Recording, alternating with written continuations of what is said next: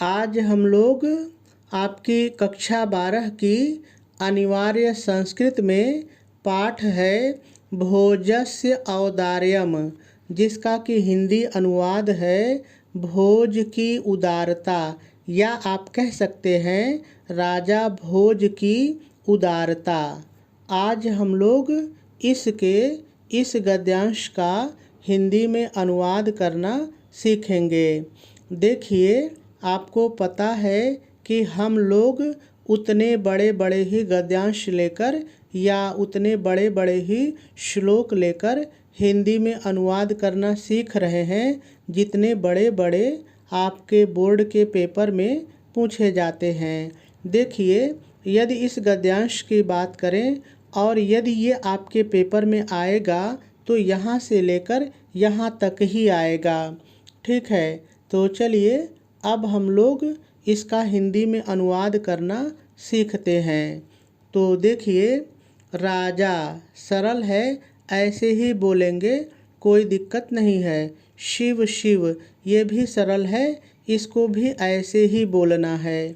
इति इति माने ऐसा, इति माने ऐसा। उदीरयन, देखिए उदीरयन मतलब उच्चारण करते हुए या कहते हुए, उच्चारण करते हुए या कहते हुए दोनों होता है। कोई एक बोल करके आप अनुवाद कर लीजिए। प्रत्यक्षरम, देखिए प्रत्यक्षरम माने प्रत्येक अक्षर पर, प्रत्येक अक्षर पर, अक्षर वही जो शब्द अक्षर होते हैं उसी पर। ठीक है। लक्षम, देखिए वैसे तो लक्षम माने होता है लाख, लेकिन यहाँ पर हम लोग थोड़ा सा बदल करके बोलेंगे लाख मुद्राएं। लक्षम माने लाख मुद्राएं। देखिए, जैसे अब के समय में रुपया पैसा चलता है, वैसे ही पुराने समय में जब राजाओं का शासन होता था तो सोने चांदी की मुद्राएं चलती थीं। तो लक्षम माने लाख मुद्राएं। दत्वा मतलब देकर, दत्वा माने देकर। प्राह माने कहा या बोले, प्राह माने कहा या बोले, दोनों होता है। कोई एक बोल करके आप अनुवाद कर लीजिए।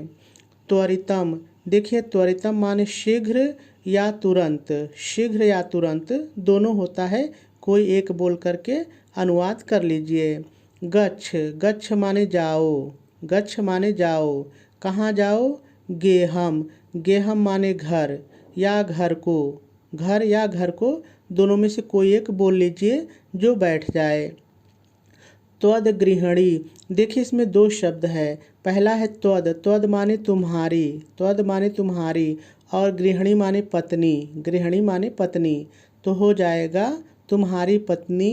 खिन्ना मतलब दुखी, खिन्ना मतलब दुखी। वर्तते माने है, वर्तते माने है। देखिए वैसे तो वर्तते का मतलब हो भी होता है, लेकिन यहाँ पर है बैठेगा। ठीक है।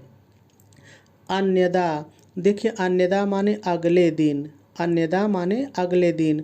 भोजः, भोजः माने भोज, भोजः माने भोज। श्री महेश्वरम, देखिए श्री महेश्वरम मतलब भगवान शंकर को, भगवान शंकर को। नमितुम, नमितुम मतलब नमन करने के लिए, नमितुम माने नमन करने के लिए। शिवालयम अभिगच्छत, देखिए इसमें दो शब्द है। पहला है शिवालयम, शिवालयम मतलब शिव के मंदिर या भगवान शिव के मंदिर। अभिगच्छत मतलब गए, अभिगच्छत मतलब गए। तदा, देखिए तदा माने तब, तदा माने तब। कोअपि मतलब कोई, कोअपि मतलब कोई। ब्राह्मणः मतलब ब्राह्मण, ब्राह्मणः मतलब ब्राह्मण। राजनम, राजनम मतलब राजा से, राजनम मतलब राजा से। शिव सन्निधौ, देखिए शिव सन्निधौ मतलब शिव के समीप, शिव के पास। प्राह मतलब कहा या बोला, पहले भी आ चुका है। प्राह माने कहा या बोला। देव, देव और संबोधन का चिन्ह है, तो हम कह सकते हैं हे देव, या कह सकते हैं हे महाराज, हे महाराज। ठीक है। तो सभी शब्दों का हम लोगों ने हिंदी अर्थ देख लिया। चलिए अब हम लोग इसकी व्याख्या को सीखते हैं। तो देखिए, आप हेडिंग डालेंगे हिंदी में अनुवाद और लिखेंगे राजा शिव शिव ऐसा, इति ऐसा कहते हुए, उदीरयन कहते हुए।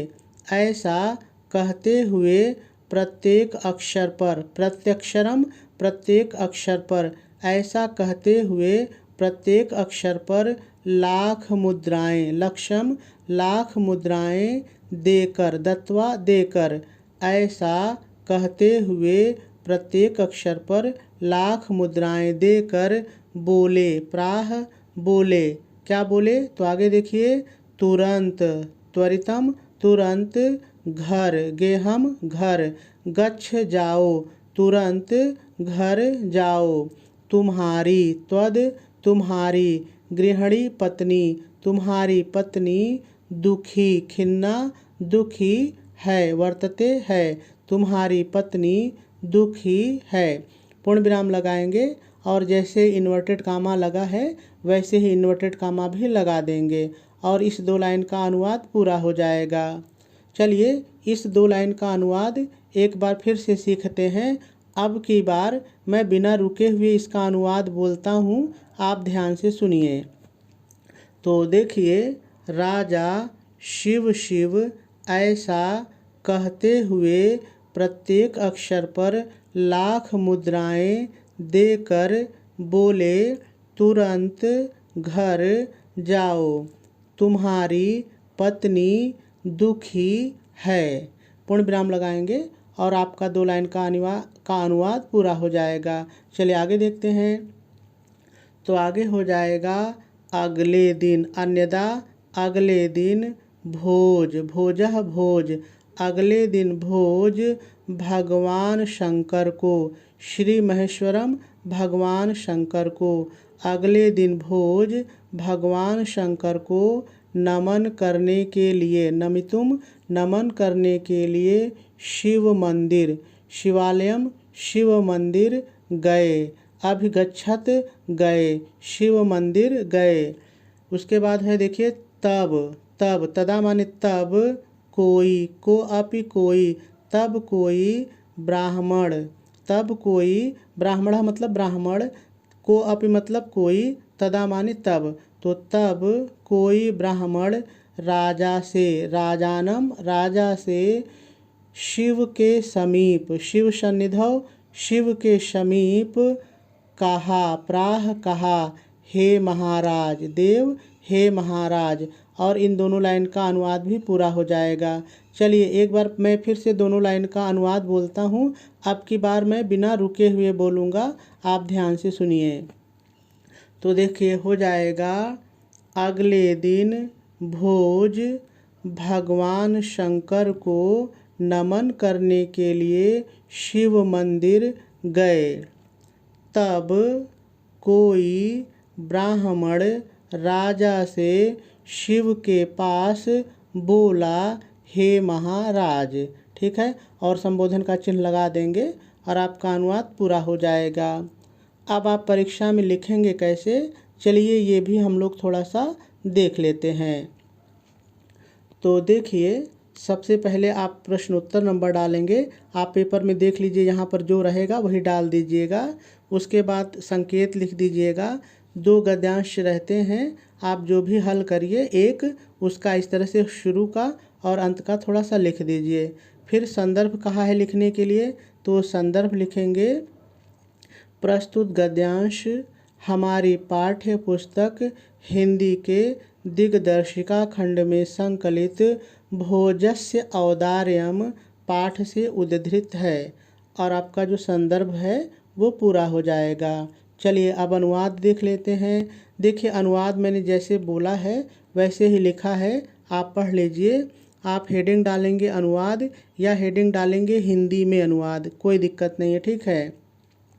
राजा शिव शिव ऐसा कहते हुए प्रत्येक अक्षर पर लाख मुद्राएं देकर राजा से कहा, शीघ्र घर जाओ या जल्दी घर जाओ या तुरंत घर जाओ, कोई दिक्कत नहीं, ठीक है, तुरंत घर जाओ, तुम्हारी पत्नी दुखी है। भोज अगले दिन भगवान शंकर को नमन करने के लिए शिव मंदिर गए, तब कोई ब्राह्मण राजा से शिव के समीप कहा, हे देव। और आपका अनुवाद पूरा हो जाएगा।